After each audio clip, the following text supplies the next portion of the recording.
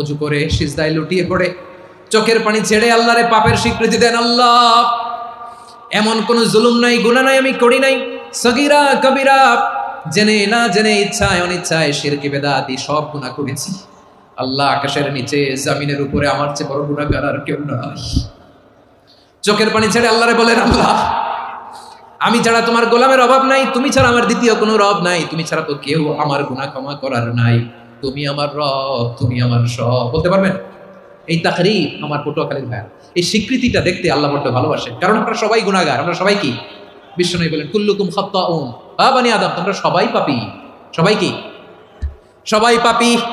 আমরা সবাই পাপী। আপন পাপের বাটখারা দিয়ে অন্যের পাপ মাপি। আমরা যে পাপী এটা ভাবতে মনে চায় না কারো, খালি অন্যের পাপ দেখি আমরা, এটা ভুল। ওর এই পাপ, ও পাপী, ও জালেম, ও জাহান্নামী, এরকম একটা টেন্ডেন্সি। আমার যে কি হালাত এটার খেয়াল নাই। খেয়াল করতে হবে যে আমি সবচেয়ে বড় পাপী, ঠিক কিনা বলেন? পাপ করি নাই এমন কেউ আছি? হ্যাঁ, আছি। কেউ না জানলেও জানে কি আমার পাপের ঘটনা?